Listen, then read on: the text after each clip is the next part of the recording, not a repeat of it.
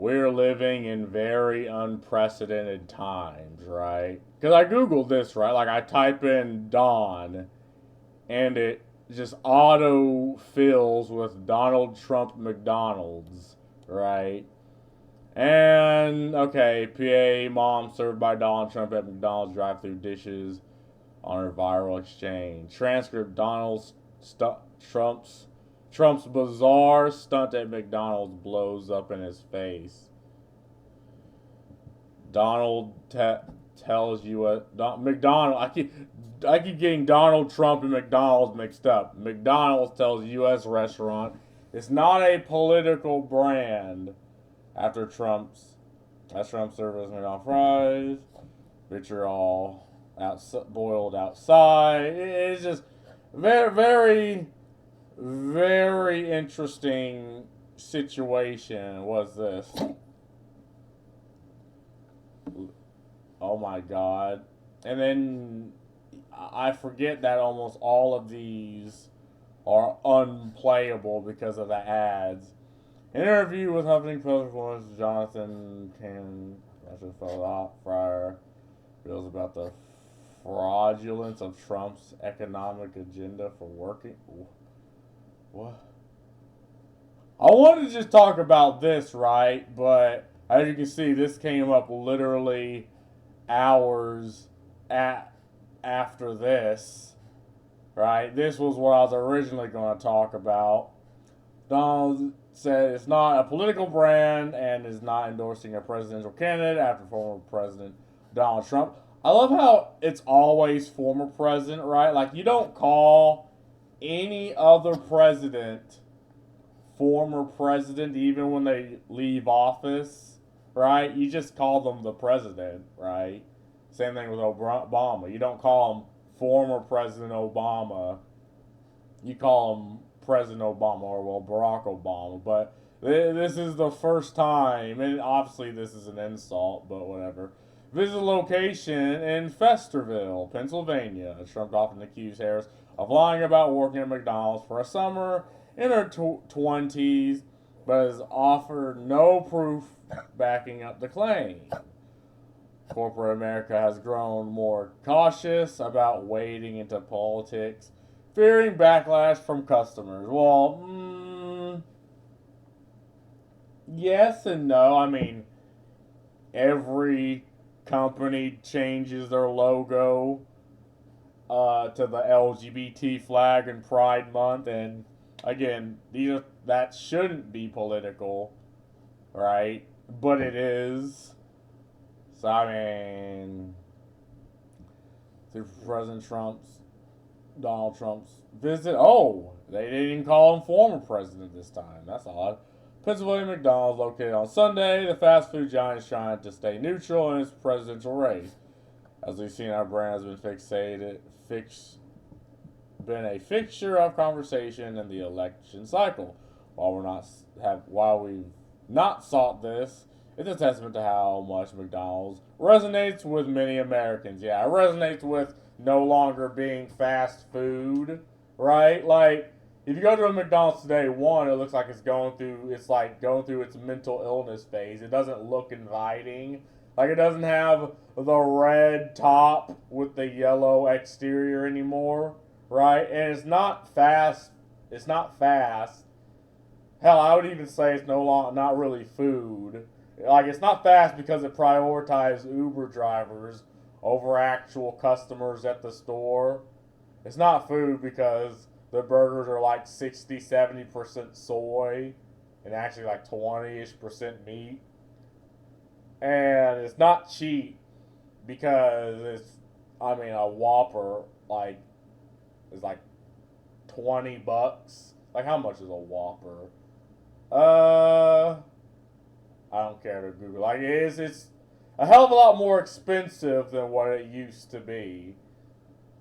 Right? McDonald's does not endorse candidates for elections office, and that remains true to this race for the next president. The company said it's an internal message viewed by CNBC and confirmed by the source familiar with the matter. Trump learned how to operate a fry cooker and works the drive-through line during his short shift at Festerfield's Pennsylvania restaurant. He used the stunt as an opportunity to take more shots at his opponent, Vice President Kamala Harris. Yes, I mean, again, beef used to exist between businesses, between politicians, and again, competitiveness is fine, right? Because, if you're competitive, like, it is in your interest to do better. I don't know where we decided that competitiveness is not a good thing. Even in fucking, like, Naruto is a perfect example of competitiveness being a good driver. Trump office accuses Harris of lying about working at McDonald's for a summer in her 20s, but has offered no proof backing the claim. Harris has denied the accusation. McDonald's and its franchises don't have all of their employment records for workers dating back to the early 1980s, when the 60-year-old Harris would have worked there, the company said in Sunday's memo. Yeah, I do believe it's like after, like, I think like 30 or 40 years, right? You kind of, like, there's reasons why you keep them, obviously, for referential material, but yeah, I mean, they usually just dish them, like, shred them, because, well, I mean, you're not going to keep someone's social security and all their information held indefinitely at a restaurant.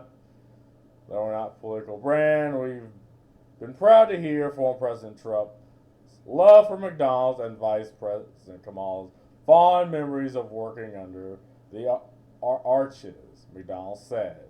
McDonald's. So not even the CEO, right? Both McDonald's and its franchises who operate the location emphasize that the chain opens its doors to everyone.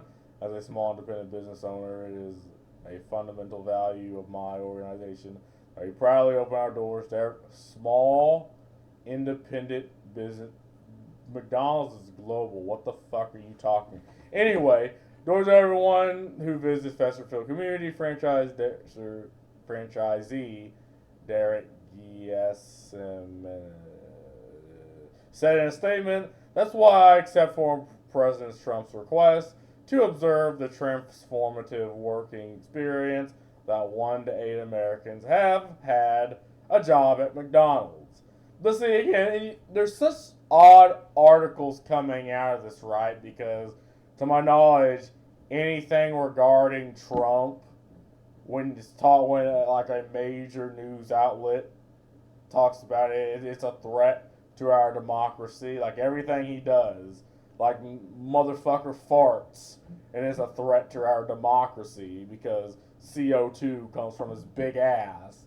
When he bangs his wife, it's a threat to our democracy. And at this point, like, hey, you could get away with this shit earlier, like, in his career, but you can't, because now everyone's like, okay, you're going absolutely fucking deranged now, like, we get it.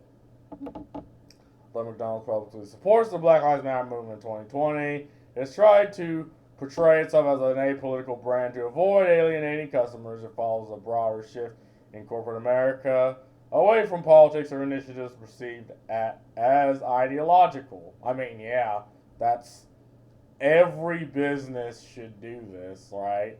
Again, you're not selling ideology. You're selling a fucking product. And unfortunately, things like Black Lives Matter, right, and the LGBT are political. They shouldn't be, but again, I operate off how things are, not off the way things should be. Number companies including Ford, Lowe's, and Harley Davidson have walked back their diversity, equity, inclusion policies and practices this year. Yeah, because this is like a bad word in business. Because, again, the idea was to add diversity. Again, what do they mean by diversity, equity, and inclusion? Well, ideological nepotism, right? Like, this is what people think when they hear the initiative, right? Because an Xbox CEO said this. It's like 5 white guys in a room is diverse because They have diverse living experiences, diverse opinions, diverse thoughts.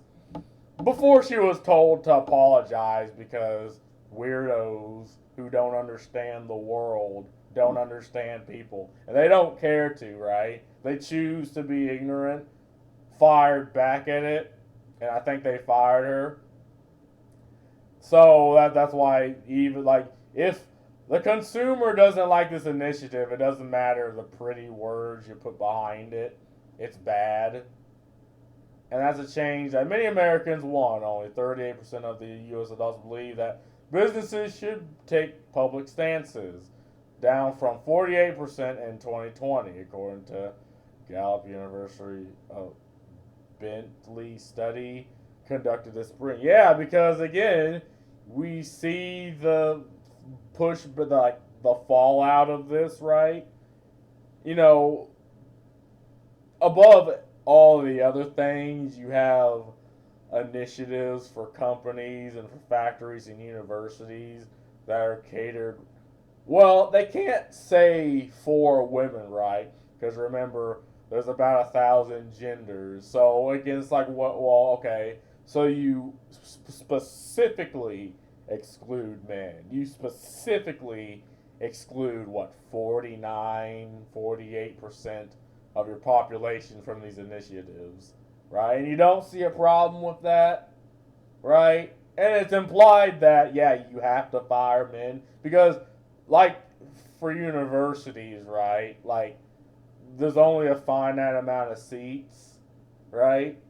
So, obviously, if they're using the initiative and they want to prove the initiative works, they're going to do that, right?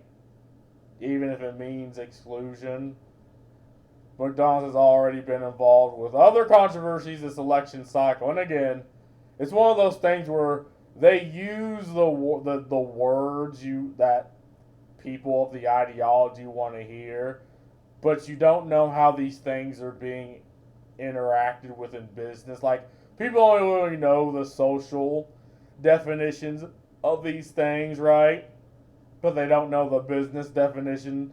They don't know the ideological definition. They only apply the social. So you'll see these and you're like, okay, what's the problem? Well, again, the problem is they use completely different definitions, completely different interactions. Like, they do this completely different than what your mother would think would happen.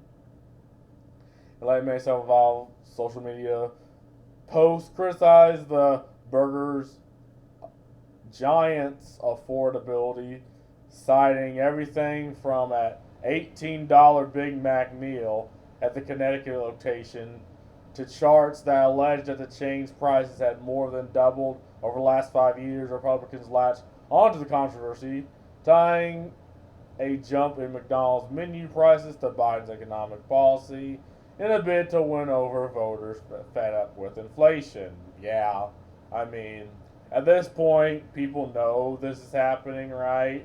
It's kind of like climate change where people will pick their team when the answer is, well, of course it exists, and it is both natural and unnatural. Like, I use the same for inflation. Like, yeah, there's going to be the natural aspect, but there's also dumping money and printing money. To quell the controversy, McDonald's U.S. President Joe Erlinger wrote an open letter to release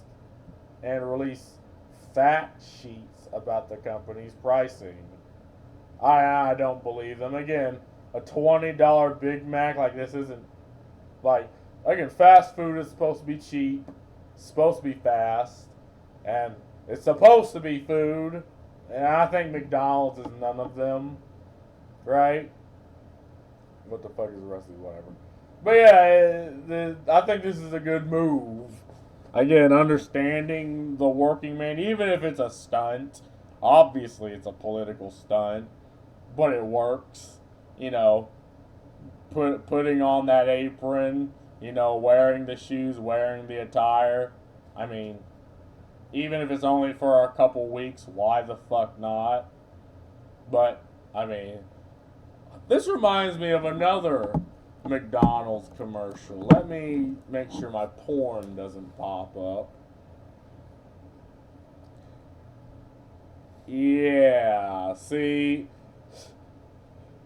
this makes me think that they are absolutely listening in on us because I type in J McDonald's. I already know what I mean. Yeah, it reminds me of this, right?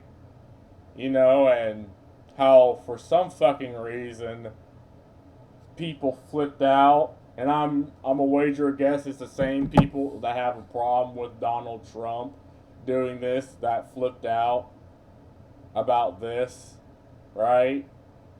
And there's absolute well, here's America's twist on it. If I can actually get the fuck off my screen, full screen this. Yeah, McDonald's saying that they're not being political versus the Chad Japanese actually not being political. Yeah, yeah, and obviously they use the hard moral things like black trans women have a simple message: stop killing us. Not happening. But it really reminds me. It's like you have this odd demographic of people that will just look for issues and everything, and now for some reason they're in businesses, they're in companies, they're in social media, and you have to. And people at first you treat them like they're human beings, but then you're like, oh wow, they actually only view the world through ideology. Why the fuck are we having to adhere to these individuals? But that's my opinion. Anyway, that's all I gotta say. Peace.